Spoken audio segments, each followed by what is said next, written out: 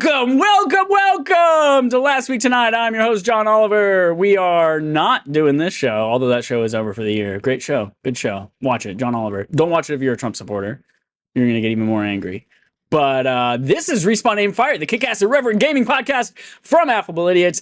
I'm one of your hosts, Chad. Michael doesn't look like the bird from The Lion King in us. We've got our regular co-host, Adam. Does he look like the hyena from The Lion King? Or does he look like Scar? Or does he look like one of the giraffes from I Just Want to Be King, Gumbert? Hey, I do like the hyenas, and I do like every iteration of Scar. You know, he's a cool guy. It's fucked up that they're like... Yeah. Oh, what is the defining feature that is most negative about him? That is his name. It's like, right? Damn. No wonder he's evil. Yeah. I'm on his side. There's a company, I can't remember who it was, but there is some, maybe it's Annapurna, maybe it's A24, something like that. Some film company was like, we are no longer going to, actually, maybe it was the one, whoever finances 007. They said, we are no longer going to finance your movie if the villain has facial scars. Because it's like, what a very specific thing. I mean, for kids who end up with facial scars, who are like, well, my destiny is to be a villain because every bad person in the world has facial scars. Well, and now every kid you've ever seen with a facial scar does turn into a villain, so they're not wrong. That's true, but it's one of those, like, we make it happen. It's that what do you call the circle? Cyclical. Like the Ouroboros? Yeah. Cyclical. Sure. What a fucking Mufasa, this new movie. Look, I'm not even going to see it, first of all, because I've seen way too many live-action, quote-unquote, Disney movies, and they all suck. But this one, they're like, hey, Scar comes from a family of British lions that lived right next door to the American lions, who all live in the savannah somehow, and that's why he's got an accent. And we also here have Alex! What animal would you like to be from The Lion King? Cozina? I was going to say Zazu the bird, which is played by, what's his name, Mr. Bean, Rowan Atkinson. But then I just realized that he's a traitor because he's speaking to both sides, conspiring the end of Mufasa and Simba's lives.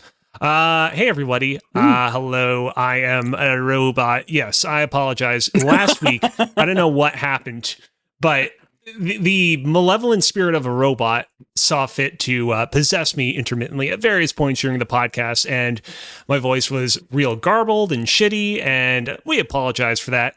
We don't really know what happened there. Actually, I do know what happened there. I'm going to put them on blast, an audio interface from a little company called Focusrite. Got good reviews. Ooh, that's like one of the standards. That's wild. And I'm sure that in some circumstances, I'm sure that with some computers, Focusrite is a totally acceptable and solid audio interface. For my computer, however, it was just continuously shitting the bed. No matter what I did, just causing all sorts of audio crackling, robot noises, just all sorts of shit that I just couldn't resolve. And so I made the decision to return it to the great Amazon warehouse in the sky and get a full refund for it. And here we are. Two things. One, I feel like Baby's first podcaster setup that you see everyone have on YouTube is always get the Shure SM78 or the whatever that is microphone. Everyone's like, that's the one. If you're a podcaster, you have to have this. Yeah, Shure MV7. Shure MV7 right here. And then there's the Focusrite Scarlett 2i2, which is the interface that everyone is like, all right, if you're a real podcaster, you have this. That's what I had until I simplified things a little bit. And the last thing, to bring it full circle, Zazu the bird, also played by John Oliver in the remake. So that's how we started the episode. Oh, that's how we ended. Thank you, everyone. Right. It's been episode 376 of Respawn Aim Fire. You are catching us right now, all of you. There are 5 of you, me from 2 devices, the other 3 of you. So that's all of us. We're all streaming ourselves right now on twitch.tv/AffableIdiots, where you can also join us and chat in the live chat every Monday evening at around 8:30 Eastern Time. That's right. We have a brand new time, ladies and gentlemen and NBs. We are Mondays now. Again, you no longer have to choose between American football, Super Bowls, and our podcast. You can now have both because they don't play football on Mondays. Yeah, they do. You know what else doesn't happen on Mondays anymore? No, they don't. You know what else doesn't happen anymore? Dallas doesn't play hockey anymore. So Dallas, we better see your poo-poo pee-pee in the chat. That was a staple of our Affable Idiots chat for a long time. So you can do that on Monday evenings, or if you hate us and you can't stand the thought of us on a Monday evening and you're like, I just need 2 days to process before we ever talk again, you can catch us on Wednesday mornings, 9 a.m. Eastern time on YouTube and podcast services. But before we start with our main quest, there's something that has been left off of this that is very important. I need everyone to go down to your local International House of Pancakes. There is an extravaganza going on right now in a partnership with Xbox where you can get Xbox paraphernalia burned into your pancakes. They can burn in a logo. They can burn in 117 because that's significant in some game. They can burn in a plane and a jet and a helicopter. They can burn in a Sea of Thieves icon from the controller that I have, even though I don't play the game. Not only can you get burned pancakes and Xbox shapes, but you can also get Xbox cups. They have cups. They've got Indiana Jones and the Great Circle. You take that home, everyone's like, I don't remember that movie, and be like, no one remembered that game either. I'm thinking years down the line when everyone's forgotten this game existed. Halo Infinite. Everyone's like, isn't that the bad one? And you're like, shut up. Sea of Thieves, Flight Simulator. They have 2 Sea of Thieves. They have 2 Sea of Thieves. So go get your IHOP glasses and get your IHOP cups and get your IHOP burned pancakes because that is incredible. Thank you, Joel, for sharing on the air. That's wonderful.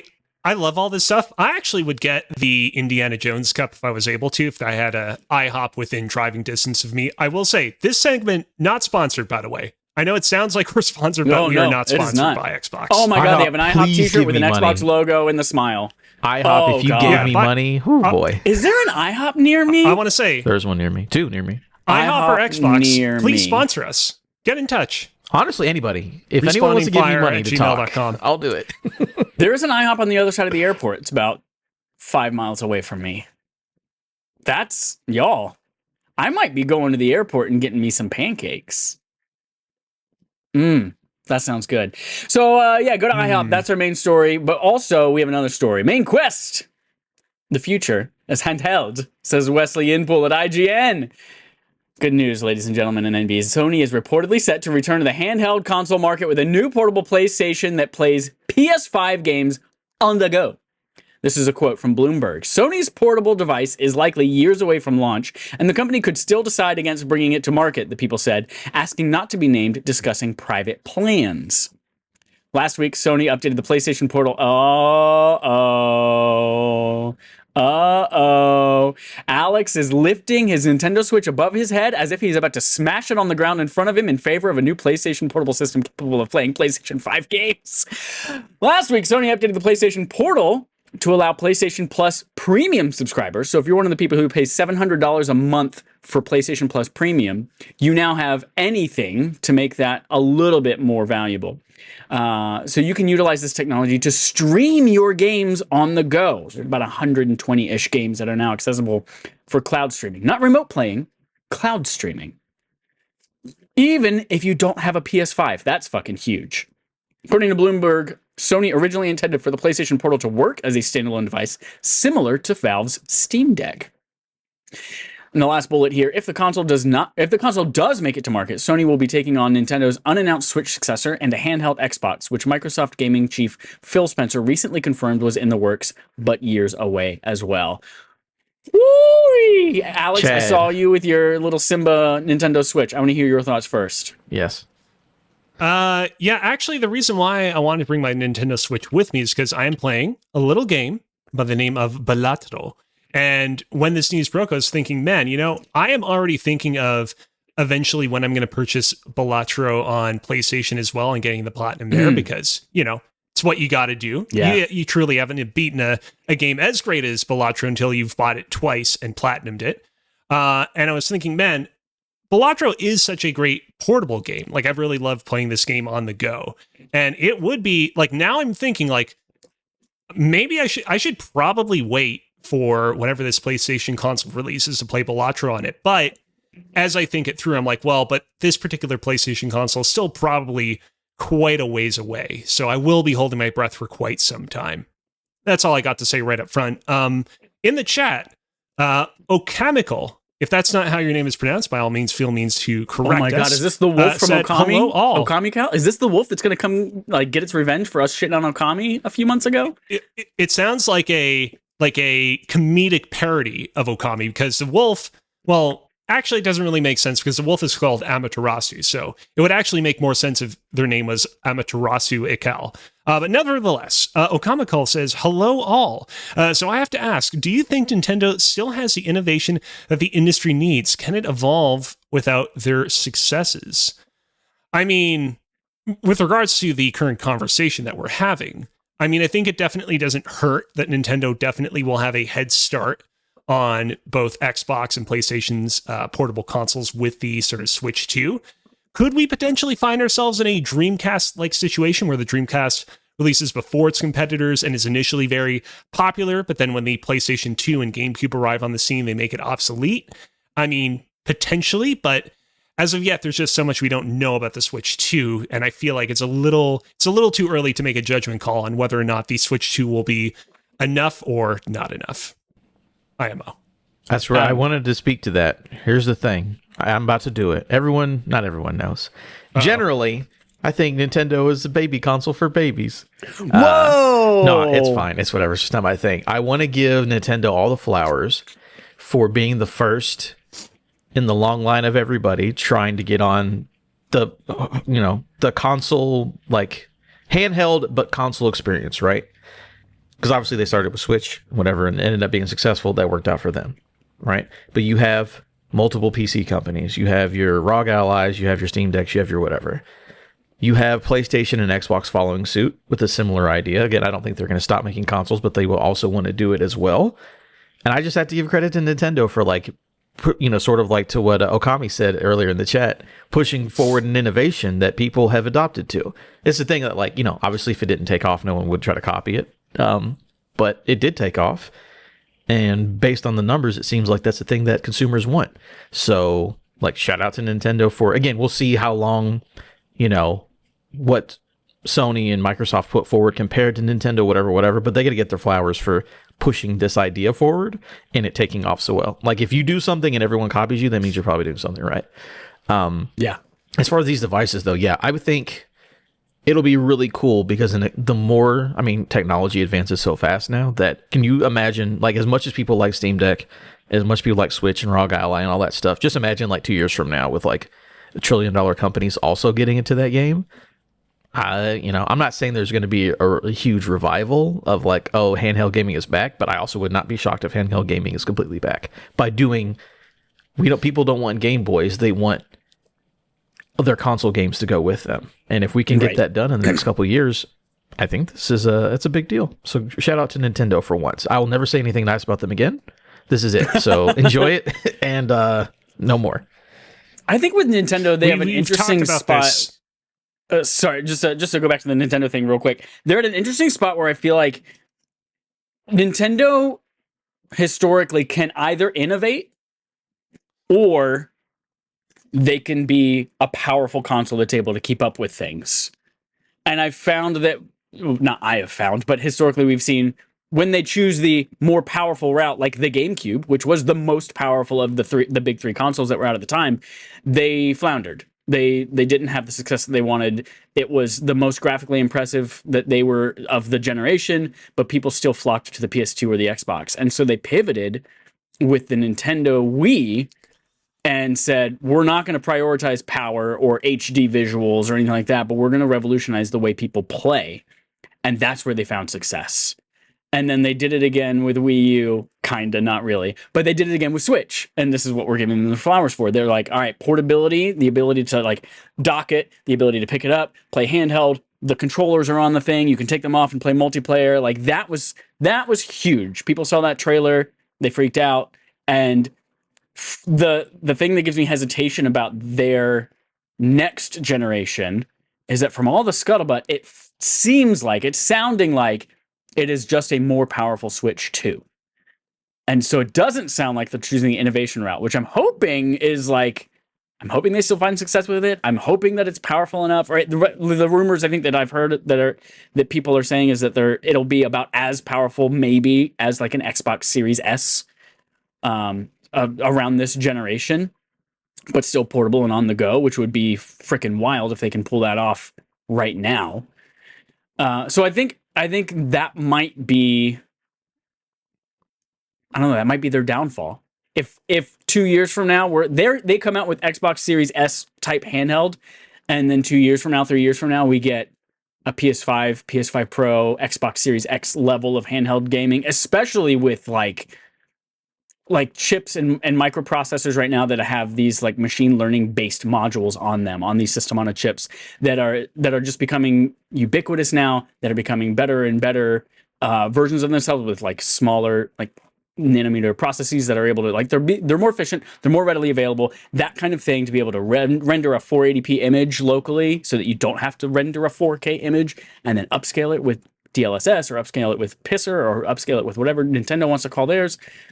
I think that really is going to be. It's not quite there yet for the Nintendo Switch 2 launch, but that's the thing I think is going to unlock the success of the PlayStation 5 handheld and the Xbox handheld, and that's why those are years away. So yeah, I'm worried that Xbox is just for now choosing bulk, like I'm going to brute force power this thing to make a more powerful Switch 2, and then they're just going to be eclipsed again in 2 years by these two other handhelds. But we'll see. Yeah, we've talked about this in generalities on past episodes of the show, but like Nintendo is in the very interesting position of, the original Nintendo Switch was a rip-roaring success, very successful console, but Nintendo still needs to knock it out of the park with the Switch 2 or Super Nintendo Switch or whatever they're going to call it. If they rest on their laurels and they don't really knock it out of the park a second time, they could potentially be in a lot of trouble, not just out of the gate, but also, or down the road when PlayStation and Xbox launch their own salvos. So something to definitely, I'm sure that the people over in Kyoto have been thinking long and hard about this over the past several years. You know what I love about all that is that this is a loop, not a spiral. That even if that happens, then they'll just come out with their next one and innovate something else. And then if it's successul, the other guys will try to, it's just what it is. That's the cycle. Yeah. And I'm here for it. Keep spending money. What if the loop is that eventually they're like, yo, we figured out how to make a home console that is just dedicated as a home console only machine. Wow.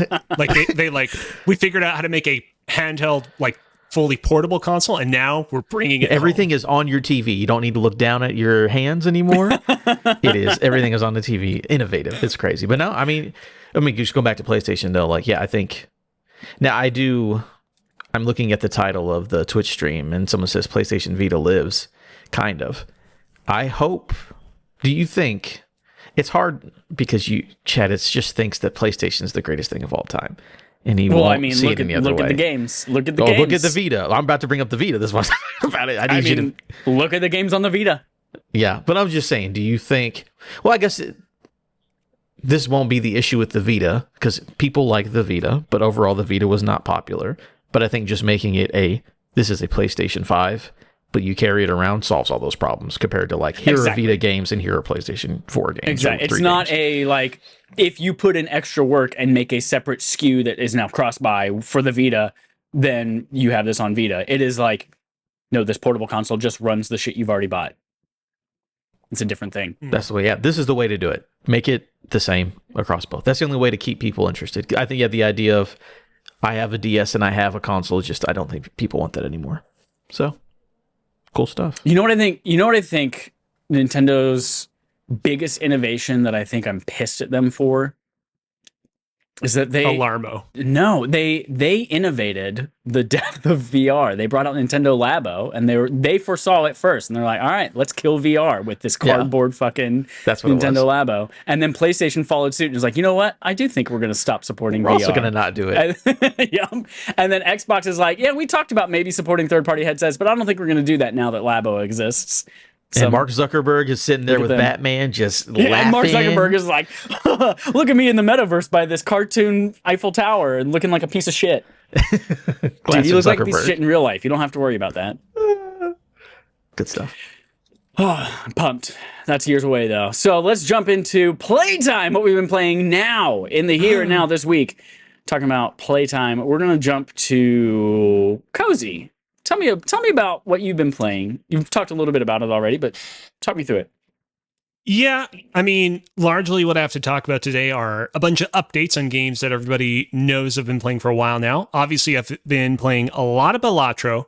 I've come to the realization that this is a game that I can pretty much play endlessly. And so right now, my current objective is just to defeat all of the various difficulty stakes. I've been playing with the blue card deck, and I believe I'm currently at the blue stake difficulty. In fact, just about to beat it. So that'll be fun. Question for you, Cozy. And yeah.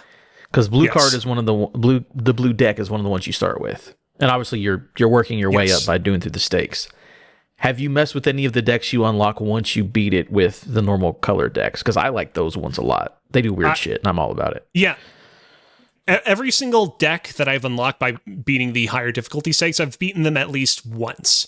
But the blue card deck is the one where I am going after the higher and higher difficulties, just because I'm most is that the one that gives you comfortable with. But there's a lot of fun extra ones. redraws or something, or which one is it? It's the one that gives me one extra hand that I can play for a round. Yeah, yes. 3 hands, man. Yeah, wild. Simple, but good. I would never stop masturbating. And so that's fun. There's one that just keeps going while I do everything 2 for else working, and the other hands. one just for I mean, that's a way to use your time, you know. Yep. So, Balatro, a game I'm going to continue to play for a little while. A game, however, that I have been playing for a while and that I think I finally reached the end of, at least for now, is Vampire Survivors, because last night, very early this morning, I actually finally got all 221 trophies in the PS5 SKU of Vampire Survivors, plus a Platinum trophy. Full disclosure, I've actually had the Platinum in this game for like several weeks now. But I only wanted to announce that I had gotten it once I got all 221 trophies.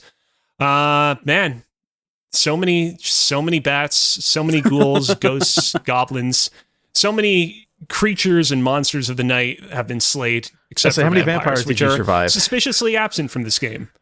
I will say, I did download, but have not yet played the Ode to Castlevania DLC. So the thing about the Ode to Castlevania DLC, and this also applies for the Among Us DLC and the, what was the other one? The Contra DLC.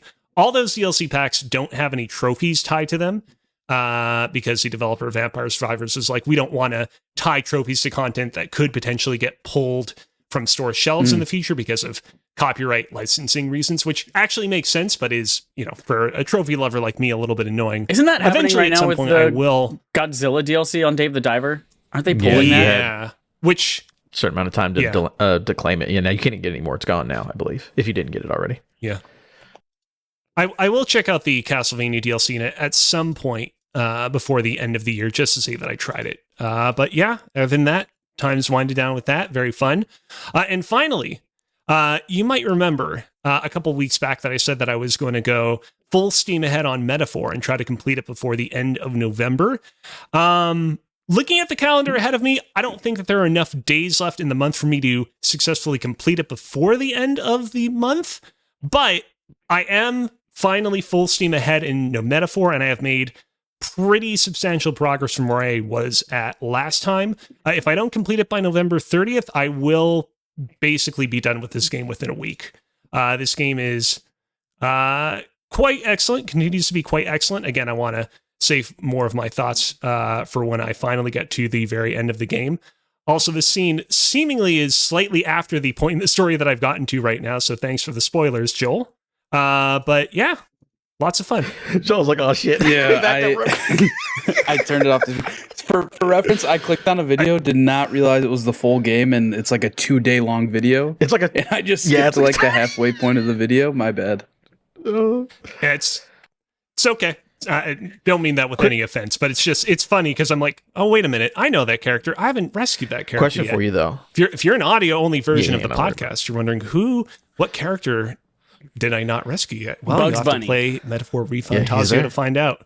Bugs Bunny himself. Cozy, I got a question for you. Real weird. And Yes. I'll give you a heads up. It is a question of a sexual nature. So if you're comfortable with that, let me know. I was on Blue Sky because a lot of people are on Blue Sky now. And Out there skeeting on Blue Sky? I'm skeeting away. And so there's definitely a thing with Twitter where like the algorithms got to a point where either you saw a bunch of political stuff or just porn, basically, depending on your algorithm. Or I guess I got followed by Blue Sky's hottest sluts or something like that the other that's day. a good So one. I win. I won Blue Sky. well, that's what I'm saying. I was on Blue Sky and somebody had posted a picture of Hulkenberg. It was like, this is the reason I play Metaphor, but it was a fan art picture of Hulkenberg, and it was showing more than you might expect through the genes, if you know what I mean. So how are you feeling about Hulkenberg is my main question. I mean, I think Hulkenberg is pretty cool. I mean, when it comes to the ladies of Metaphor Refantasio, I think she might be a little bit lower down on my personal totem pole. You'll have to come back to me on. But here's the thing. She's real cool. Like her a lot. And also, she's the center of some great comedic moments in the game that I find really but how funny. hot? So lots of great That's aspects. the question. I mean, she's real hot when she uses some of those fire moves. There you in go. battle, Smart guy. Smart inflicting answer. all sorts of weaknesses. A lot of deflection. I like the answer. Very good. I don't remember the other people in the game because I haven't gotten far enough to know the other options. Nancy in the game. Kerrigan. Yeah.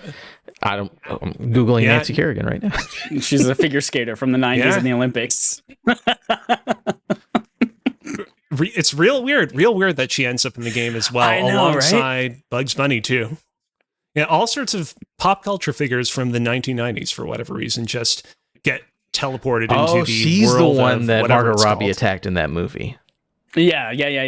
Gotcha.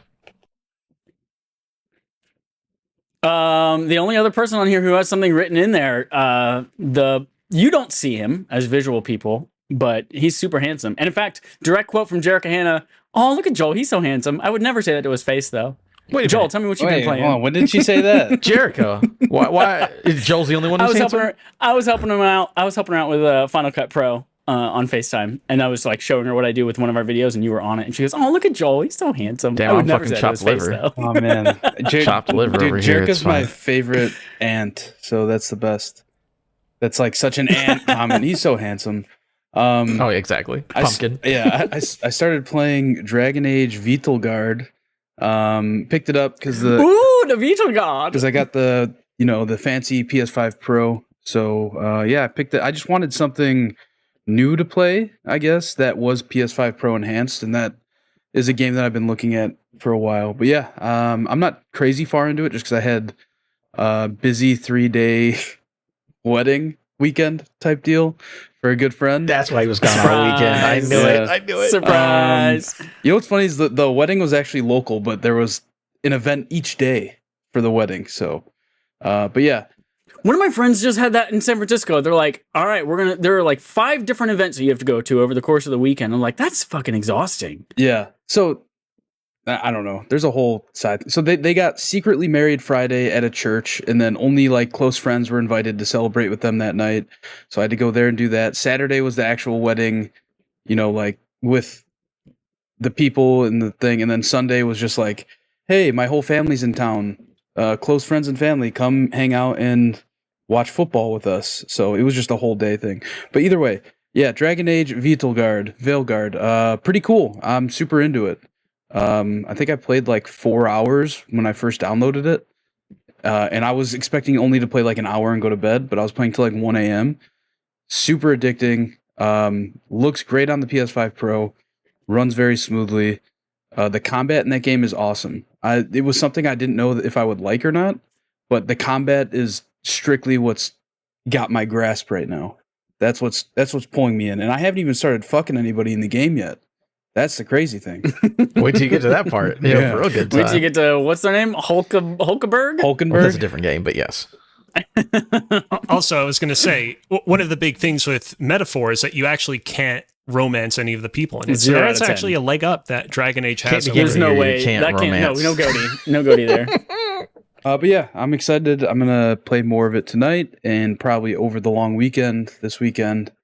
So yeah, just real excited to keep playing. I'll report back next week. I will say, Joel, I mean, I don't know how I feel about it now since she doesn't compliment me, but me and Jericho were talking about doing a spoiler cast for Dragon Age whenever we finish it. So if you get, you finish it, you can be on there. But she's also upset me. Again, I just want to be thought of. I don't even care what she said. I just don't like that I'm not included in stuff. That's really my main issue. So we'll see. But you could possibly be on that spoiler cast we get to. I don't know. Yeah, it depends. I play games like this pretty slowly. So chances are I'm not going to finish it anytime soon, but you never know. If you guys do start talking about doing a spoiler cast, let me know. I'll let you know where I'm at in the game, and if I'm close enough, I'll power through. If not, go on without me. Yeah, sounds good. Yeah, Chad. Adam, you're blank on this document, but you got something in here? It's just more Dragon Age and it's just- College okay, Football 25. okay. It's the same thing. Good times. So speaking of Dragon Age, I texted the secret Discord this fine last night, and I said, "What's everybody playing?" I promise this is not a campaign to get me to convert you to Destiny again, but I'm just curious, what's everybody playing? Trying to get, I'm like, I don't know, I'm this weird like between games. Like I don't know what to play. I could play anything and everything, but I don't know. Nothing's pulling me in any direction right now. And then everybody's like, "Oh, I'm playing Dragon Age. Oh, I'm also playing Dragon Age." I was like, "Well, I'm not going to play Dragon Age. So, like, what else?" And then Dallas brings up a little game called Black Myth Wukong that he's playing. He played there's a demo of it apparently, or something like that, or a free trial or something like that. And I was like, you know what? What a perfect opportunity for me to go in here, start my New Game Plus run for my Platinum Trophy run of this game, and make some short work of that. So yeah, if you're looking in the doc right now, Black Myth Wukong Platinum New Game Plus is the BMW PNGP game that I played. This is a disclaimer out there. Cozy, I know you are going to play this for your BARF game of the year, which is our BARF game of the last couple months here, which is our backlog competition with the Respawn and Friends. This is not a fun Platinum Trophy. If I could go back and do it again, I would not go after the Platinum Trophy, but I'm so far in that I have to finish it. You don't have to get into specific spoilers. Is this one of those games where you have to play it on multiple difficulties at higher difficulties to get the platinum? You do have to do a New Game Plus run because one of the trophies, there are a couple of like little unlockable things. Like in New Game Plus, you get a new gourd that you can use. You get a new craftable weapon or two. And then there's specifically one set of armor that you need a rare crafting material that only you get towards the very end of the game. And you don't get enough of that crafting material in one run through. So you have to play it all the way, basically almost to the end of the second run through in order to get it. So it's that. But the shitty thing is there's a trophy for basically, it is a great game. And I would 100% in quotes, I would 100% the game if I were you. I think it's fun. I think finding all the bosses is really cool. I think fighting everything and getting all the secrets is really cool. The trophies that I think I am most pissed at though are the ones where it's like collect all the gourds, drinks, and soaks, which are the things that like your heal. Every time you drink from it, you heal. It's like your Estus flask almost. And then the drinks and soaks are ways to augment it. So every time you take a drink, you gain mana, or every time you take a drink, you gain damage resistance, whatever it is. And some of them are locked to RNG. And like this will randomly drop anytime you pick up, a plant of this specific type in the world. There is also a trophy tied to plants. There's an RNG random chance that you will get a specific seed for that plant. So you no longer have to go and actually pick up that plant. You can just grow them in this little hub world. And those are RNG. And there are a couple of things like that where you have to go and just like RNG these things and go, all right, fight this enemy X number of times until it finally drops. And so you have to do these things while you have all of these checkpoints in the late game before you go to New Game Plus. And Cozy, I spent 3 hours maybe last night getting 3 seeds and 1 soak from picking up plants. And why did it take me that long, do you ask? Well, because the plants, when you pick them up once, take 30 in-game minutes to respawn before you can pick them up again. So you can find a spot where like, all right, go pick up these little fire dates from these trees. All right, there are 6 trees at this checkpoint. Cool. Pick up all 6 of those. All right, let me reload. Nope.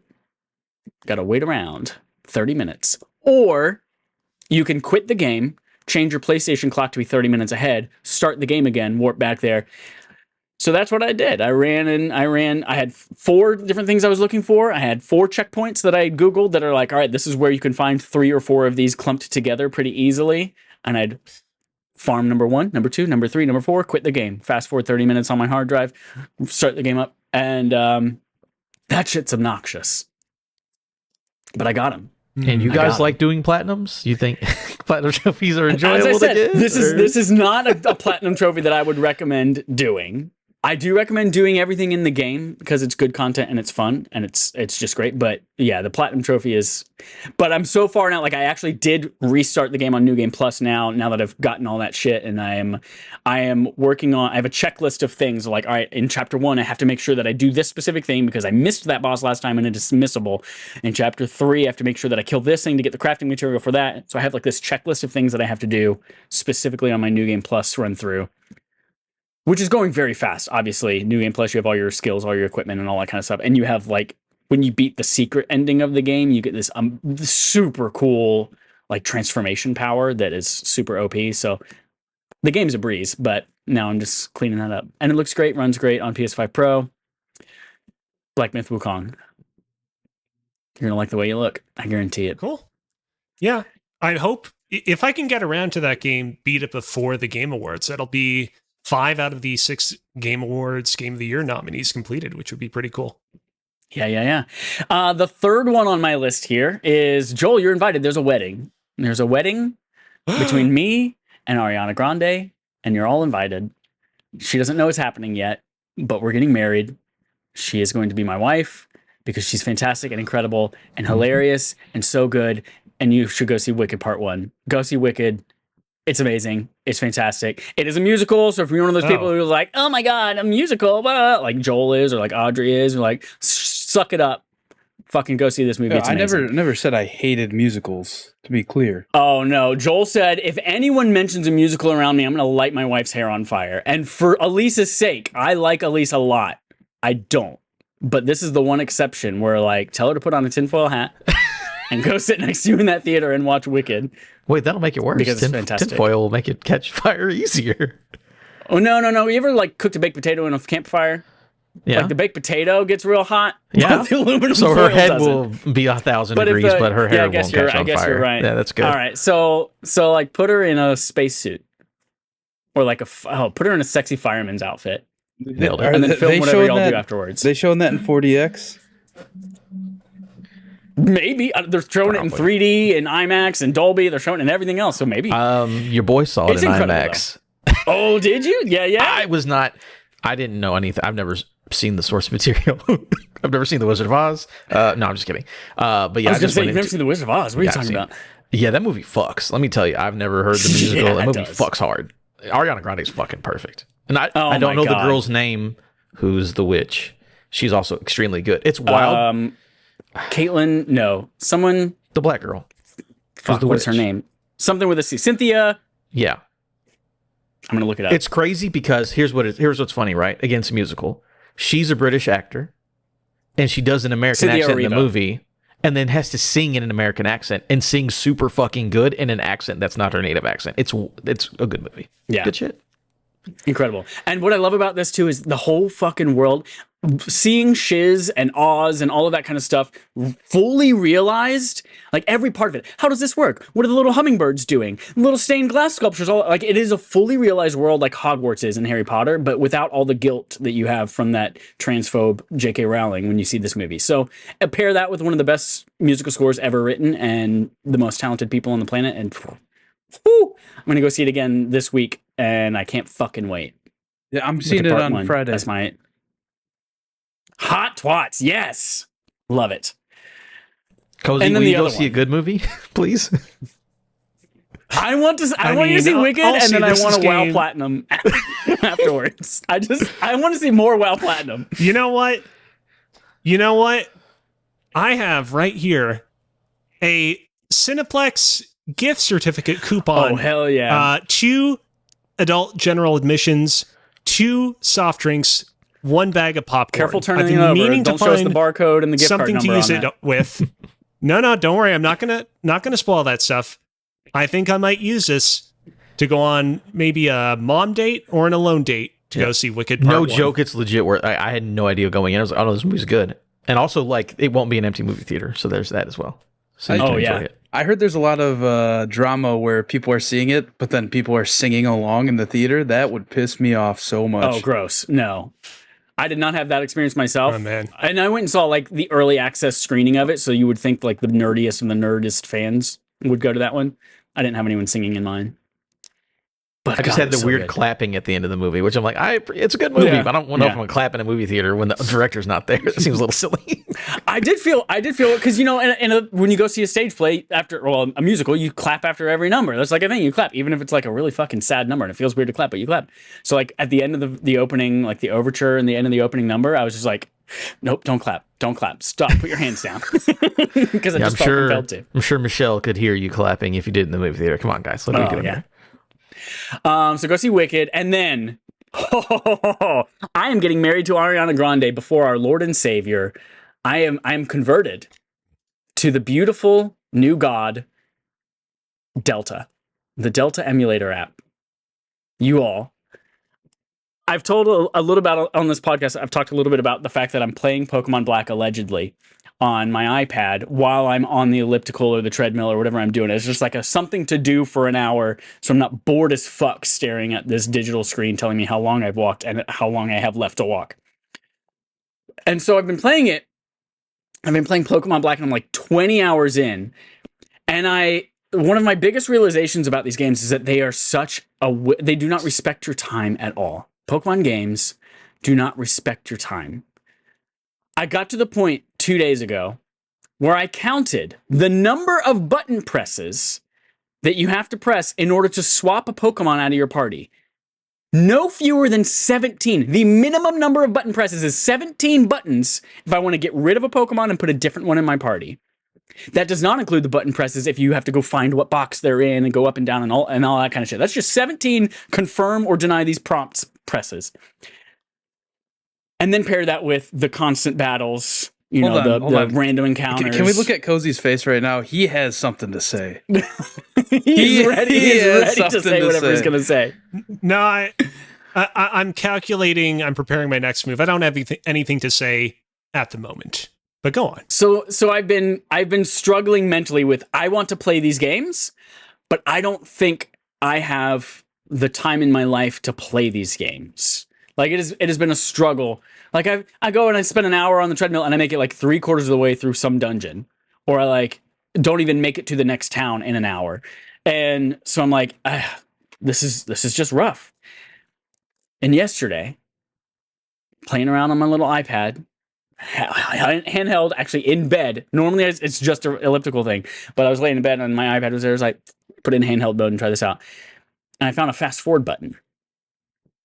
And I was like, holy shit. Because I downloaded new skins, because Delta, you're allowed to download skins that like make it look different. And one of the skins had a fast forward button. And I knew you could like hit the menu button and then hit fast forward. But this one just had a toggle on. You just tap to toggle on and off. But fast forward was way too fast. It was like all the audio and music sounded awful. But that helped with the battles and with walking around. So I was like, okay, maybe I'll just fast forward anytime we get into a battle. And this really came to with Verizon Wireless, the Pokemon that I was trying to catch. The green little fighting deer grass legendary Pokemon. And Verizon Wireless. Verizon Wireless. Oh, it's Virizion. Yeah. Virizion. Yeah. So I was two entire huge battles in a row. I went through, I paralyzed that bitch, got it down using false swipes to like 1 point of health, and then 37 balls, 37 Ultra Balls, none of them. 2 timer balls, none of them. 3 Pokeballs, none of them. And then it's like, and then the fucking Verizon bitch is like, I'm out of moves. I'm going to use struggle and headbutt you, and then it damages itself in return, and then it dies. I'm like, fuck, now I got to restart this battle and do it again. So I started fast forwarding through that battle. I was like, okay, this is pretty good. And then I found a button called cheat codes. And I said, I'm just curious about this button. And I tap on cheat codes, and it has a button that says, like a button where you can type in a cheat code. And I was like, I'm not about that life, trying to go and Google cheat codes. But then there's another button right below it that says search. And I hit that one, and there is a list. And it says, do you want ones that change the appearance of the game? Do you want ones that change the functionality of the game? Do you want ones that change walking? Do you want ones that change your Pokemon's gender? Do you want ones? And it is just a list of shit. And you can do anything. You can choose what starter Pokemon is you can start with a Mewtwo. Your starter Pokemon can be anything. You can have it recreate like specific events where like if you visited GameStop on July 12th, 2013, you got this cool ass Mega Mewtwo. And like you can just click a button and all right, that GameStop event is happening right now in your game. And it's like, that's fucking wild. And all of that shit you can do anything with. So it blew my mind that it was all there, and all you had to do was tap on it to enable the ones that you wanted. But I held back because I want to experience these games as they're meant to be experienced. Like, I want there to be a challenge. I want there to be a little bit. So I chose a specific handful of them that were like doubling my movement speed. Like, I walk faster, not holding the run button, because there are areas in this game where, like, if you run over a sand pit, you're going to fall in, but if you walk over, you're fine. But just doubling my movement speed. There's one where it's every Pokemon is shiny. Or you can just tap on a Pokemon in your box and it will turn that one shiny. So I've turned on both of those things. Chad got real quiet. I've also Cozy, I can hear you. Uh-oh. Can you all hear me? Yeah, I can hear you too. This is going to be funny in the recording. Chad, I don't think we can hear you. I'm going to assume it's going to fix itself. I don't think Joel knows you. This is going to be funny. Someone's going to edit this out, by the way. All right. Now I can hear you again. Okay, cool. So, Hell yeah. So I turned on the every Pokemon is shiny. I turned on the for everyone that I've already caught, I can go in and choose to make it shiny. So you went and turned on these cheats anyways? I turned on a few of them. Nothing game breaking. I just want shiny Pokemon. Nothing game breaking. Nothing game breaking. So turning on this cheat that makes it so that this probability that only happens in like 1 in an 8,000 chance happens all the time. Listen, you're never going to find a shiny Pokemon in real life. And if you do, you should fucking play the lottery. I found like hundreds. Oh my God. Well, not in Pokemon Go. That doesn't count. So yeah, I turned those on, and I turned on, there's one to remove the pauses from battle text. So it's faster battle text, which is exactly what, because there's like built-in pauses in the gameplay that slows it down. And then there was 100% catch rate, which I was just like totally, because I'm not catching Pokemon anyway now, unless it's the legendary ones. And it's like, I'm not about to sit there and fight Verizon Wireless for Cozy, nothing minutes. game breaking. Nothing game breaking. The battles are still just as hard. I didn't turn on the like you can catch trainers Pokemon. I didn't turn on the like everyone's level 100 now. The only other one I did turn on, and I'm only using it for this one good purpose, I turned on you can teach any HM or TM to any Pokemon. And I did that specifically because the 17 button presses was because I had to swap out my flying Pokemon that couldn't learn fly to a stupid, shitty bird Pokemon in my PC just so I could fly between towns, and then I go put the bird back in the PC so I get my other flying Pokemon back out. So I just taught that other flying Pokemon fly now, and that's it.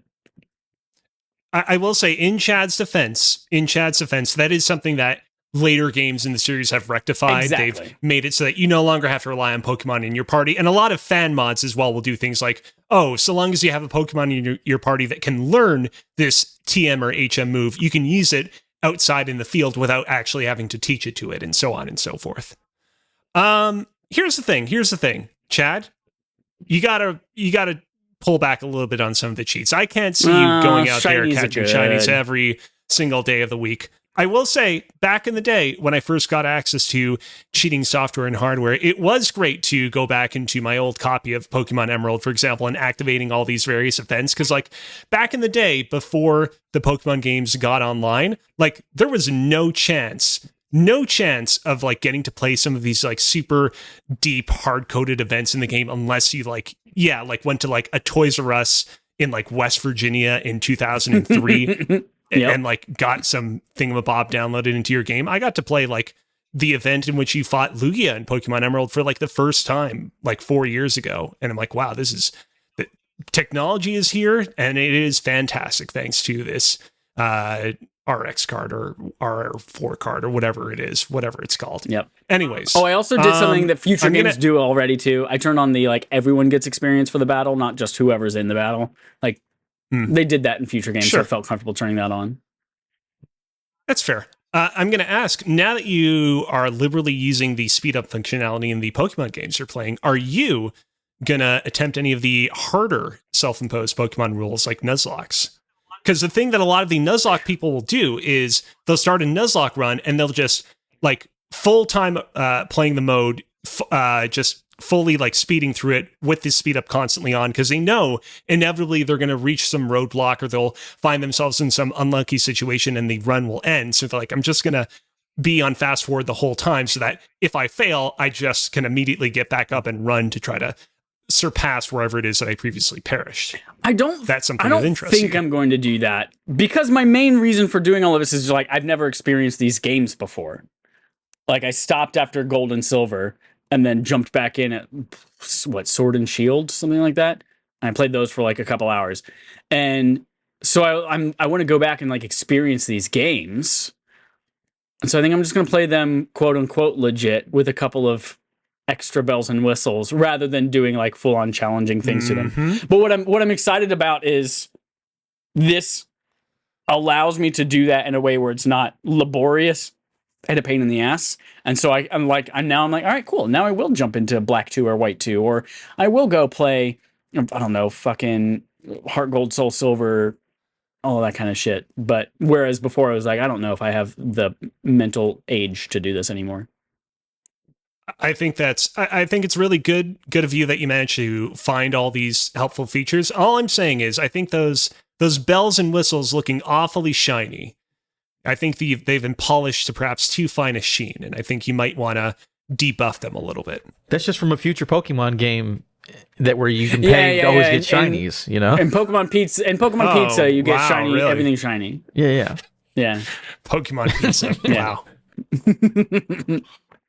So yeah, I'm pumped about that. I got really into, so I watched this YouTube video this weekend about how Pokemon Gold and Silver were actually based off of like a bunch of real shit in Japan. And then this guy was like, they're like literally the map is 1-for-1, the towers are there and all these kinds of things. And then he was like, what about this unknown cave, Mount Alf? Like, what the fuck is this? And then he like actually went to Japan and found like a bunch of little tiny caves in the side of hills and people's backyards and shit like that. And there were like actual cave paintings and these kinds of things that like you had to go in with a freaking infrared camera snaked into these things that you couldn't access as regular human beings. And they found the fucking, like all of Lugia and Ho-Oh and all of these legends and things, they're all literally based on these birds. And so I watched this thing, I was like, this is fucking cool. How all of this is actually based upon things, well, at least Gold and Silver, actually based upon things in Japan. So I watched this like 40-minute documentary, and then it was like, now I gotta go watch the fucking Pokemon the movie 2000, which I never saw as a kid because Lugia's in it. Let me learn more about this shit. Ooh. And then I watched, what was next? The Pokemon I Choose You movie, where they like, hey, here's the, I don't know, the first X number of seasons with Ash condensed into one movie. Yeah. And so now I'm just like, let me experience all this shit. See if it's all mythology from Japan. Not even mythology, just straight up fucking art. What did you think of Pokemon the movie 2000? It's a Pokemon kids anime movie. It was cool to see the legendary birds and the Lugia and all that kind of shit, but like I had no plot and Slowking was talking for some reason. Like, when I was much younger, I used to be really hot on that movie, and I think that movie has some cool stuff in it. It's cool to see Lugia and the legendary birds all fly around. The villain in that movie has a really cool airship. He has this like, he does have a cool airship. Like super early like CGI airship. There's some really cool set pieces involving it. The main problem with that movie's like 69 minutes long, if that. Nice. Like, and I'm pretty sure like 10 of those minutes are like credits. It is not a long movie, and you wish there was a little bit more meat on the bone. Lawrence the Third is the main antagonist of the 1999 film. Yeah. Lawrence the Third, huh? And his motivation is to be an antagonist. Like he has no motivation. He's just like, well, I want Lugia. I'm a bad guy. I'm a bad guy. What I kind of like about Lawrence the Third is like he's like this twisted version of like what so many like real life Pokemon video game players are, where he's like, I just want to collect these legendaries and put them in my box. Yep.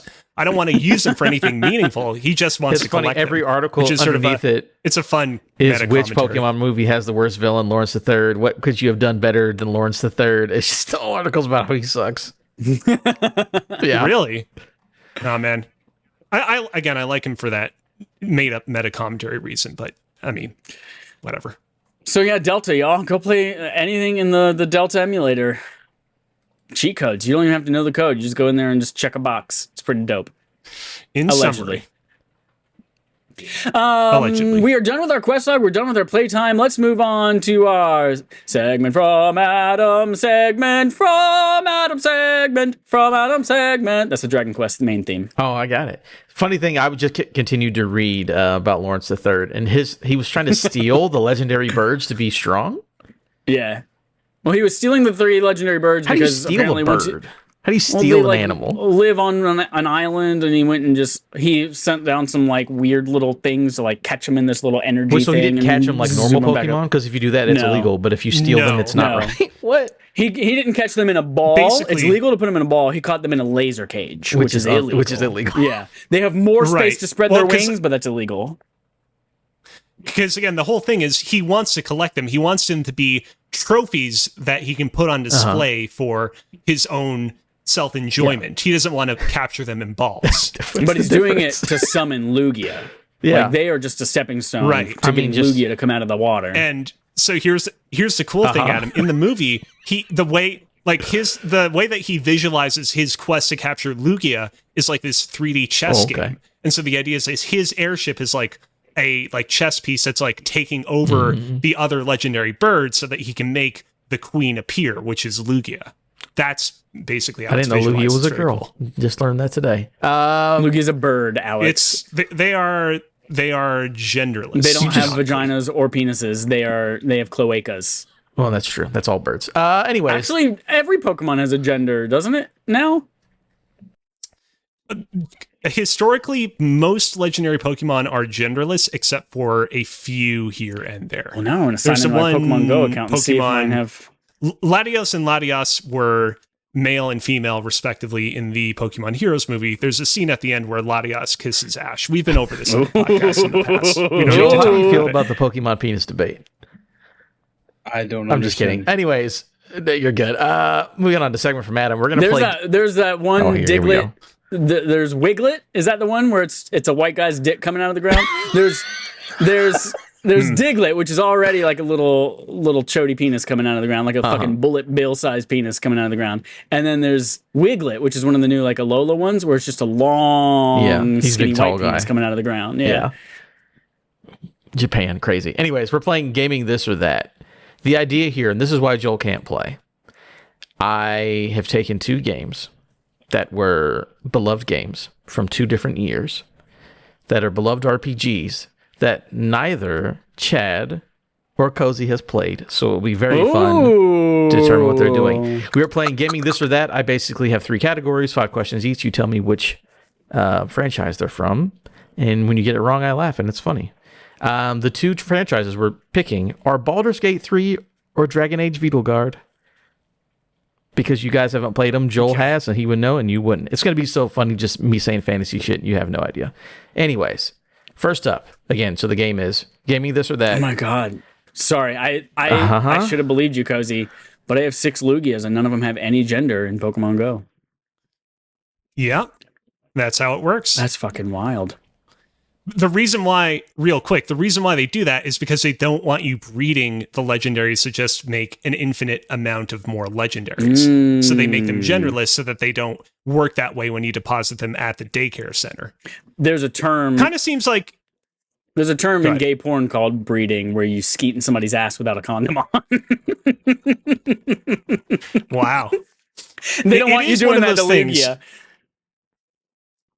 I do want to say, for the record, it is one of those things where, in retrospect, I feel like they probably could have figured out a more clever way to make it so that you can't breed the legendaries. Like, they probably should have just made it so that all the legendaries have genders, but when you try to deposit them at the daycare, they're like, oh no, we can't have you depositing that, and just dealt with it that way. In retrospect, kind of weird that randomly a bunch of the legendaries are genderless, but I think it's weird when you deposit your giant animals at a daycare. They fuck. Anyways, moving on to Gaming This or That. Baldur's Gate 3 or What Dragon terrible Age daycare Beetleguard. people, right? I know, right? What are they They doing? don't even look at the kids fucking.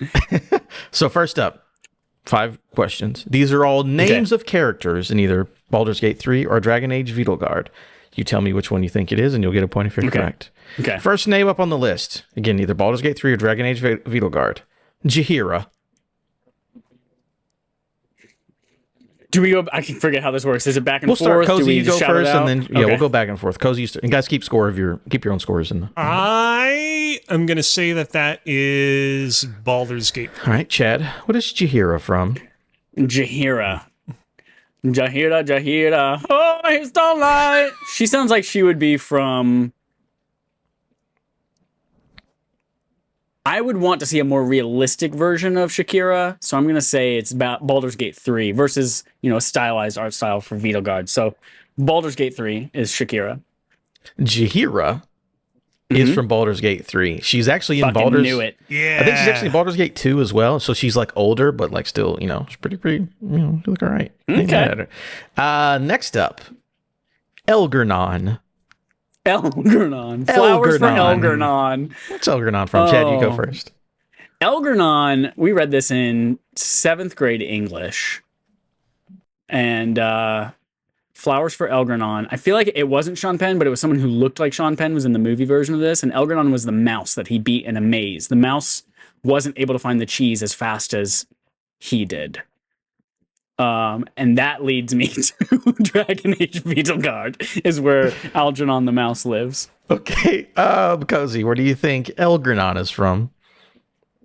So, real quick, you'll be proud to know that I have completed the blue stake difficulty in Balatro for the first time. Nice. So I'm looking forward to checking out the card pack that will unlock for me. You know what? I'm going to keep shooting straight. I'm going to go with Baldur's Gate 3. Elgernon is the main antagonist from Dragon Age Beetlejuice. Chad, give yourself a point. Yeah. Knew Oh. it. Knew One it. of the that main fucking antagonists. mouse. Wait, hold on. Why does Chad have 2 points? Because he just got one right. Yeah. Did he choose Yeah, he got the Baldur's first Gate one 3 right. for Yeah, the previous yeah. one? If you, Okay, got if you two weren't too busy looking up Pokemon fucking and then playing Balatro, you would know. Mostly, for the record, mostly playing I understand. Balatro. Very little Pokemon. Next up. Because I know all the Pokemon stuff in my Okay. head already. I don't need You know to about look the it up. daycare sex. Yeah, yeah. Next up, Yes. Ketherick Thorn. Ketherick Thorn. Cozy, you're first. We used to sell like chocolate Ketherick corn, like popcorn, kettle corn with chocolate drizzle on top at Old Navy. I am going to say Baldur's Gate 3. Chad? If I were to play one of these games, I would definitely play Baldur's Gate 3 over Dragon Age Beetlejuice. And I don't like kettle corn because I don't like popcorn. I like the smell of popcorn, but I don't like the taste and the mouthfeel and all the shit getting stuck in your teeth. So I'm going to say kettle corn is Dragon Age the Veil Guard. The Veil Guard. Little baby cows tied to sticks. Yeah. Ketherick Thorn, voiced by J.K. Simmons in Baldur's Gate 3. Fuck. Yay! Give yourself a point. Cozy. Next up, Lucanus de la Morte. Lucanus de la Morte. Mm-hmm. When the moon hits your eye like a big pizza pie, that's de la Morte. This is a Baldur's Gate 3 thing because de la Morte is of the death.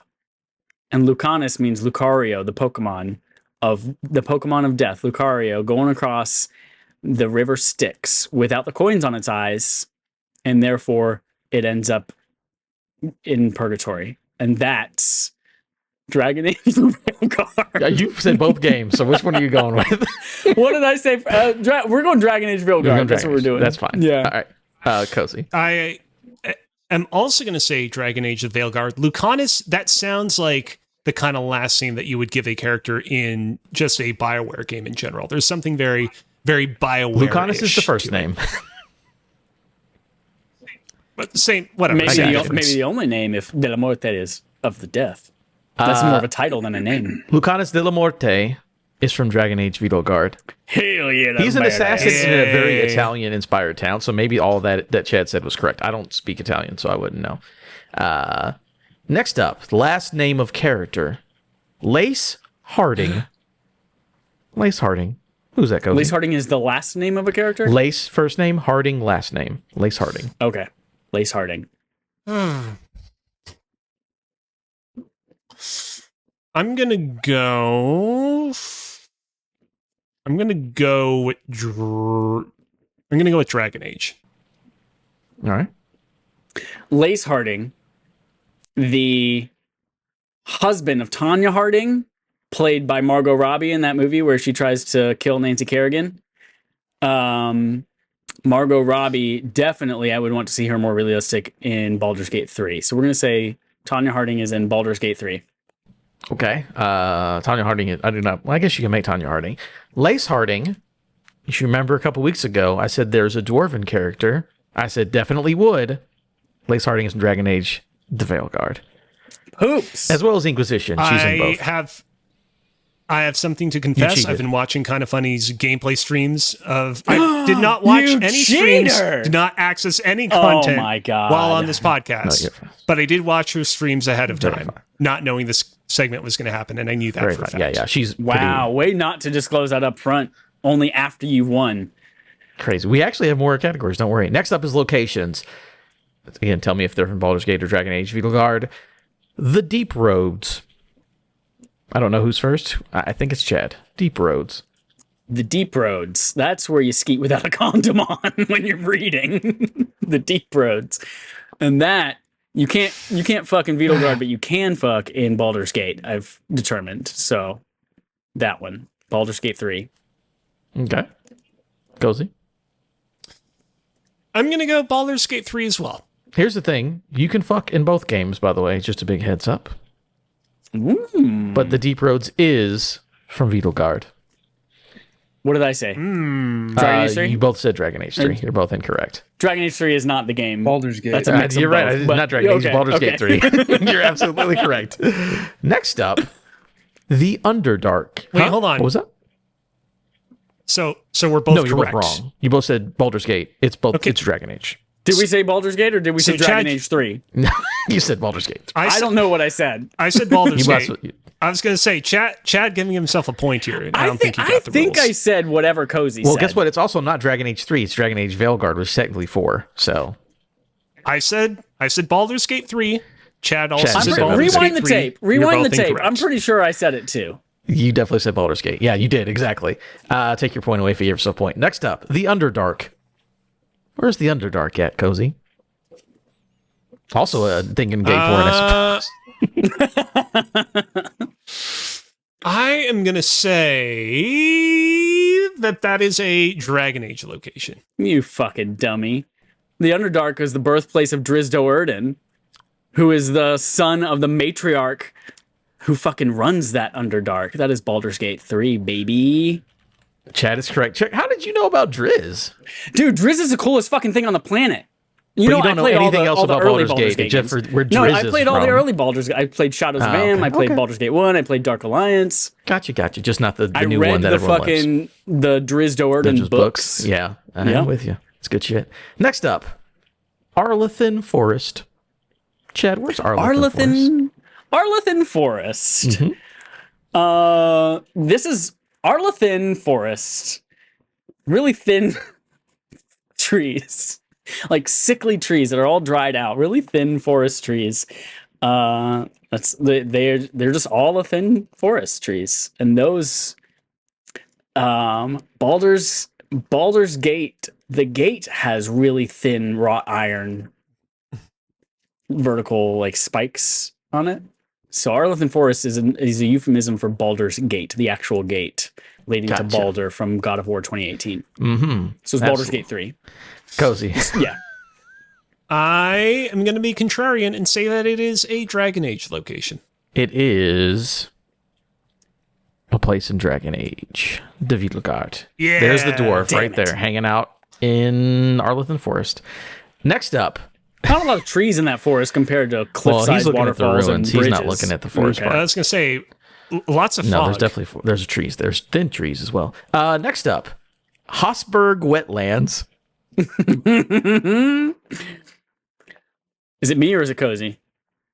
I think think it's- Cozy's first. It's Cozy. It's probably me. Yeah. Hosberg Yeah, Wetlands. How wet are those wetlands? Tell me. So wet. So unbelievably so wet Clip that out, that please. you can breed a legendary genderless Pokemon at the daycare in the Hosberg wetlands. I'm going to say that this is Baldur's Gate 3 because you get two genderless Lugias together and they're going to produce a third Lugia in the Hosberg wetlands. Therefore, Baldur's Gate 3. Absolutely, that's Baldur's Gate for you. Chad, what's your actual explanation for whatever you're about to say? Hosberg Wetlands. During the act of cunnilingus. Baldur's Gate 3. It's Baldur's Gate 3. I've decided right now. It is a Dragon Age Veilguard place. Fuck. It is very wet and mucky. It's very very cool. That's where I found my romance with the character I romance as well. So that was fun. Next up, Ravane Coast. Ravane Coast. Riven, the Riven of 1,000 Voices, the Wish Dragon from Destiny. Killed that bitch. Hold on, I'm going to close my eyes. I'm going to ask my Riven plushie over there. Riven.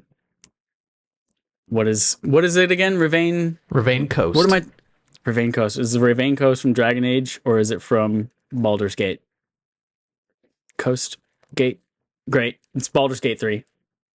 Okay, Cozy, do you have a deity to ask, or are you just going to guess this one? I'm going to say that it is Baldur's Gate 3 because I'm going to rely on the authenticity of the deity that Chad asked. The deity's wrong. It is Baldur's Gate. Or excuse me. It is Dragon Age. Dragon Age. You guys got me messed up with these words. Yeah, it's Dragon Age. This is where I met the person I romanced. And then we finished the romance in the wetlands. Are you just taking us through a picture book of like your life with this person? That Absolutely. Okay. That's all in this place. Next up, we're going to our last category. Hope you guys have been keeping score. Ooh. This is spells/abilities that are either from Baldur's Gate or from Dragon Age. First up, Shocking Grasp. I think Cozy's first. Shocking Grasp. I am gonna go with Dragon Age Beetleguard. I am like 96% sure this is a old school ass Dungeons and Dragons spell, which is what Baldur's Gate is like built on. So I'm gonna say it's a Baldur's Gate 3. Is it a basic ass cantrip from Dungeons and Dragons? Yes, it is. Yeah. Is it a Baldur's Gate 3? Yes, it is. Absolutely. Next up, Slayer form. Slayer form. Sliced bread. Bread is born in the Age of Dragons. Dragon Age 3. Dragon Age Baldur's... No, fuck. What is this game? Dragon Age Beetleguard. Dragon Age Beetleguard is Slayer's bread. What is the skill? Form. The spell? You Slayer's got there. form. Thank you.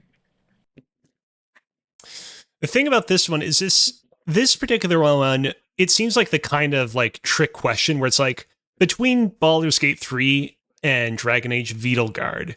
Seems like the Beetleguard seems more like the kind of game where you would have a move ability that allows you to change form, like on the fly in that kind of way. But at the same time, if there's something I've learned over the years, it's that you don't want to get too clever with these. So I'm going to go with Dragon Age. Okay. What did I say before you reveal it? What did I say? I said You Dragon said Age, Dragon right? Age. Mm-hmm. Okay. Yeah. That's Baldur's Gate 3. Fuck.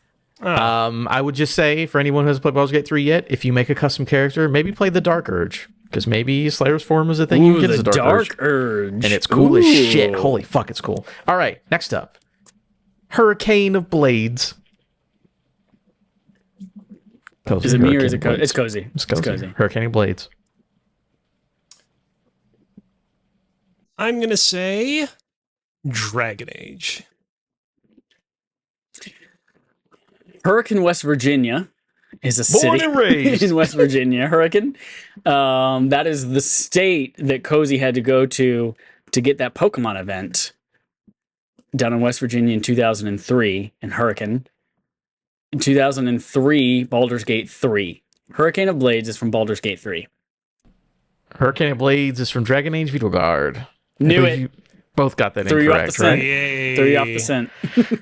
Yeah, you did. Absolutely. Next up, Fade Reflex. Fade I had this in college. Reflex. It's where you're asleep and your stomach acid comes up and eats away your throat. Uh-huh. Acid reflux. Acid reflex. Yeah, had that in college. College, Baldur's Gate 3, Dragon Age Beetleguard, age appropriate. Dragon Age. It's Dragon Age Beetleguard. Okay. Acid reflux, Dragon Age Beetleguard. I'm going to say Dragon Age as well, because I know that the Fade is a major plot point in the Dragon Age series. But if it's Baldur's Gate 3, good on you for finding this one. No, that was a dead giveaway. Fade Reflex is from Dragon Age Beetleguard, because the Fade is just a major part of Dragon Age. So if you knew a little bit, or I guess if you guessed about acid reflux in college, you would also get that answer. No problem. Our last one, and I don't. What are the current scores? They're 7-6. So 7-6. Chad needs it to tie. Cozy would need it to win outright.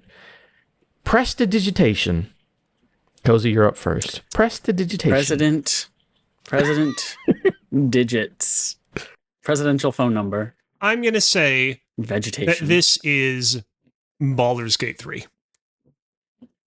This is a basic Dungeons and Dragons thing, so it is a Baldur's Gate 3. It is. It is a basic ass D&D spell, level 1 cantrip. Not even level 1, it's just a cantrip. That means Cozy is our winner of this or that. The loops you guys took to get here, I appreciate them. They don't make any sense, but I appreciate it. I think I should get my Nintendo flowers for just the sheer, like, the creativity in the way that I got to my solutions. Oh, yeah. It's like fucking Russell Crowe in A Beautiful Mind. Yeah. I just Russell Crowe'd you guys. You're welcome. Is that the one where he drops the pennies on the ground and counts them real quick? No. That's you're thinking of Rain Man, where Dustin Hoffman counts the toothpicks on the ground. Russell Crowe in Beautiful Mind is where he finds out that he's like actually mentally ill and he's just making shit up in front of him and like writing on whiteboards, and it's nonsense, but it's beautiful. Beautiful mind, some would say. You know what, Chad? You know what, Chad, is your reward? You know, you were talking earlier about the various cheats you can access in your Pokemon games. For the cheat where you can change your Pokemon genders, can you change the gender of a genderless Pokemon? Ooh, IDK might be BFF, Jill. We'll have to find out. Go and look that up. If I you can, I have to have as a reward, I have to find a genderless Pokemon in this game. You don't have to find anything. Find Chad. a You have genderless- all the cheats. You could just spawn one. Yeah, just in you your like you've been doing inventory. the whole time you well, played it. I was gonna say- I don't want to do that. I don't want to do that. spawn in a genderless, 2 genderless Lugias, make them male and female, put them in the daycare. Well, watch That's them your fuck. reward. Oh my god! Then we're gonna see one breed. The problem is they're gonna fuck, but one of them's like the boy is gonna fuck the girl in the ass, and they're gonna breed her in the ass, and that's not gonna do anything. We're not gonna have any babies. He's right in her We're just gonna deep have a cum roads. dripping out of an ass. Yeah, right in her wetlands. That brings us to Game on Game Show. The Game on Game Show. We play a game called Game on the Game Show on a Game Show. Game. We'll make this a nice quick one. We'll make this a GameStop Blackjack.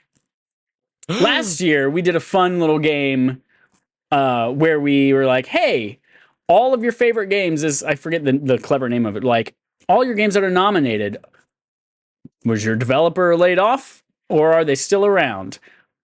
We're not going to take that dark route this year because chances are all of them are laid off. And that's an easy game to win. You just say laid off every single time. This time, we're just going to go and say, hey, all of these games that are nominated for Game of the Year, what are they so worth today? So the way this is going to work, you have to choose your games that you're choosing. We're doing GameStop trade-in values, the highest value that's available, whether that's like store credit or whatever the fuck you have. We're going to pretend you have a pro membership. Whatever the highest score is that it shows me, or the highest price that it shows me, is the price that you will get when you trade these games in. In addition, you have to specify the platform because, as we've learned, there are some platforms that are more valuable than others.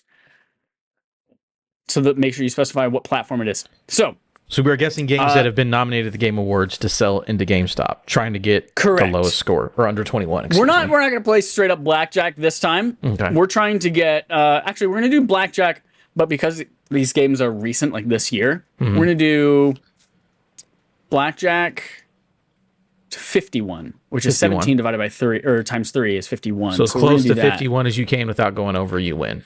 Close to 51 as you can without going over. How many games? You win. Like real life blackjack, you are not limited to just until you a get number. close. Gotcha. So just until you get close. We get a sexually. $50 game right now. Just end the game. Okay. Go for it then. Without going over. So yeah. hopefully you both have access to some kind of list of things that Yeah, were I just pulled it nominated. Great, excellent. Cozy, do you have something available to you? Yes, I do. Yeah, I'll put it Great, in great, chat great, in case great. you don't have it, Cozy. There you go. Cozy, because you won Hooray. this or that, I'm going to let you choose whether you'd like to go first or second. I will go second. Cozy's going second. Adam, what is your first game that you would like to trade into GameStop? Give me Silent Hill 2 for the PS5. Silent Hill 2 for the PS5. All right. Why'd you pick that one? It's relatively recent, so I'm trying to just get like a good amount here and maybe see if I can stay, you know. GameStop doesn't give you $50 for anything, but if I get like 30 for it, like I'm a lot closer than, you know, I need to be. All right. Silent Hill 2 just came out, what, a month ago? Yeah, around spooky time. Nets you $24.20. That's GameStop. Less than half the value. All right. Cozy. What's your first game? Question. Am I allowed to choose games that are nominated for Best Ongoing Game? Yes. They are nominated for a game award, so yes. You can choose the Team Billy if you wanted to. They don't have a game. You're going to get $0 for it, but... In that case, I am going to go with Diablo 4 for the PS4. Diablo 4 PS4 specifically. Why'd you choose PS4 as your platform? I mean, it's a bit of a toss-up because sometimes the PlayStation 4 version can be more profitable, not more profitable, but be higher valued than the PlayStation 5 version. But I'm betting that it will be slightly undervalued than whatever the PS5 or other versions of the game are valued at. What if I told you they both give you an identical value of $5.50? Oh, I'll take it. Congratulations. $5.50 is on your ticket. That brings us to Adam. I'm going to take what do I currently have, 24? You have 24.20 as your total right now. I'm going to take a real big leap. Hopefully it doesn't get me over. If it does, Cozy, congratulations, winning in turn 2. It's only nominated in one category. Joel, are you showing us all of these as people are he's typing doing it as we're going. Okay, cool. I'm taking a risk. We'll see what happens. It's only nominated for one category. I am going to trade in Dragon Age, the Beetle Guard. Oh, hopefully it's platform? also give it to me for PS5. Hopefully it's the same price and it gets me right at 50. It's a big risk. Cotton, In a rare twist, the PS5 version is less valuable than the Xbox version. Oh, I think I'm still over. Oh. Dragon Age, the Veilguard, on PS5 gets you $27.50. Yeah. Ooh, I typed in 27,000. Sorry, 27.50, which brings you to $51.70. Yeah, that 70 cents got my ass. Oh, I was right there. Wow. Congratulations, Cozy. Nice try. Congratulations, Cozy. Let's do one more round, and then we'll call it a night. Yeah, Okay. Why not? All right, Cozy, you went second this time. You're going to go first. Okay. You know what? I don't want to rely on the ongoing games category because that's a bit of a crutch. I'm going to go with Star Wars Outlaws. I was looking at it too. I'm like, is that What $10 platform? or $25? Which platform? What platform? And I'm look at not the looking screen. at the Don't stream, look at by the the way, screen. so I'm not, not cheating. I'm going to go with Xbox Series consoles. All right, that is the least valuable of the two options for $12.10. Yeah, $10. December That sounds 10th, right. the day Okay. after my dad's birthday. I'll take it. All right, starting out on a pretty good one. Adam, what's your first guess for round 2? Black Ops 6, PS5. Whoa, Call of Duty Black Ops 6 for PS5, you said? Yes. Black Ops 6. This one is more expensive than the Xbox Series X and nets you $38.50. Okay. Got a big old chunk of change there to work with. I do. Cozy. Now's the chance for you to say, am I playing catch up or am I going to whittle away at this? What's your second game? I'm going to go with a game that is nominated for Best Sports/Racing Game. It is WWE 2K24. WWE and I'm 2K24. gonna go for I'm going to go with the PlayStation 5 version of the game. What would you guess this is going for? Well, it's on the screen right now. PlayStation 5 goes for $7.70. I'm not. For the record, wasn't looking at the screen. I'm actually Well, no, Joel's not deliberately pulling them up till looking. So after if you we want say to it make me anyways. guess, Yeah, but Cool, Chad cool, wanted cool, him to guess, so that I was just having fun while I was typing and stuff. All right, Adam. Right now, Cozy's at $19.80. You're at $38.50. I'm going to go for one more, trying to get me in like the 45-ish Ooh, range. Okay. Wait, if it's 38 now, which means I can only do, about 14 at max? So $38.50. That's $12.50. Will $12.50 get you to max. 51. Oof, that is a tough one. Shit. Do I even want to bother chancing it? No, I gotta go for one more. It also just makes it more fun. Give me Prince of Persia: The Lost Crown for PS4. I'm hoping it's about 10. I'm hoping it's about 10.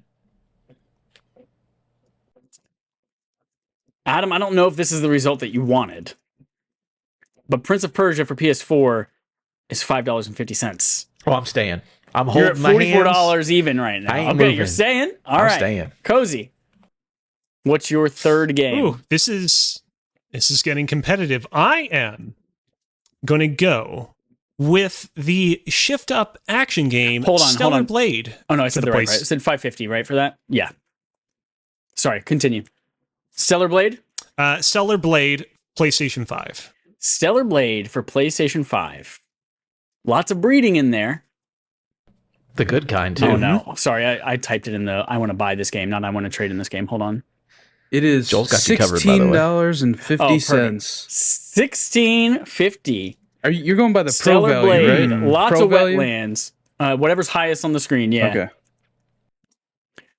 So Cozy, those wetlands bring you to 36.30. You are still significantly under Adam, and you got a ways to go to close that gap in those wetlands to bring you to 51. What are you gonna do? How many more games can we choose? You can choose as many games until you either beat Adam or bust in those wetlands. Okay. I was going to say bust in the wetlands. Bust in the deep roads. Busting that Lugia asshole. I mean, get back to me after Adam makes his choice. Unless No, I'm Adam, I'm done. Adam's You're staying there? Adam's I ain't at moving. $44. I'm good. Beat me. So if you $44. can Okay. get something that is what $7.71, You'll win. you beat him. If you go over, it's over. It's done. Yeah. WWE 2K24 was $7.70 exactly, which would tie you, but would not beat you. I'm taking my shot. I'm taking my shot for the good people of Super Earth. I'm going with Helldivers 2. Ooh, PlayStation 5. Helldivers 2 for PlayStation 5. Cozy. Congratulations, you just won with $8.80 for Ain't no fucking way. Helldivers 2. This never happens. You are now Normally the victor I'm at pretty shit at this game. $45.10 versus Adam's $44 that he decided to stay at. Mm-hmm. You won both of those. You won all three games today. You won segment with Adam. You won both of these. Triple crown. I mean, If I were I'm you, real I happy would be this can't feeling real last. bricked right now, and we need to go come in and Lugia asshole. That's all I'm saying. I call collusion. So let's Yeah. get out of here. That's it for Game on Game Show, and that's it for episode 376 of Respawn Aim Fire. You all have homework. Your homework is to go watch the cool shit that you get for being a patron over on patreon.com/Respawn Aim Fire. Part of that cool shit is our next thing that we're doing. We're watching a movie with commentary. yes. Did we determine what movie it is? I can't remember. we did, but I can't remember. We will have to discuss that. Okay, I don't remember. We will Okay. discuss that. There is a video game adjacent themed related whatever movie that we are all going to watch and provide commentary for that then you can watch along and listen to us talk about it at the same time. That's available for patrons starting first of the month.